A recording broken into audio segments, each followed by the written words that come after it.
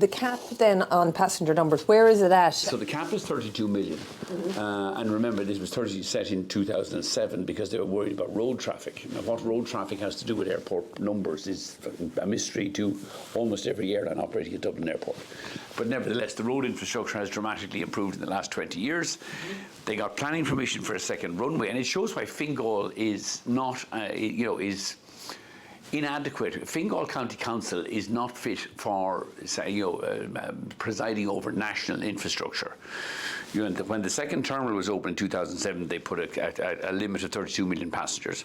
But then they approved a second runway in 2016, which took capacity from 30 million to 60 million passengers, but forgot to unwind the 2007 road traffic nonsense.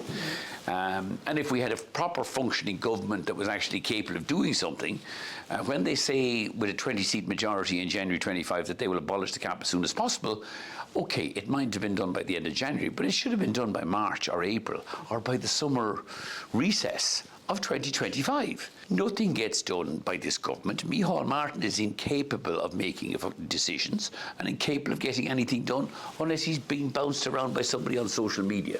If they don't pass this legislation before the end of June, they then take on the EU presidency, and none of them, most notably Micheál Martin, will do nothing for the following 6 months because they'll be too busy whining and dining the great and the good of Europe. If it's not done by June, it won't get done at all this year. I think if it doesn't get done by the end of June, I think the Americans are going to stop Aer Lingus landing in New York or landing in the US altogether.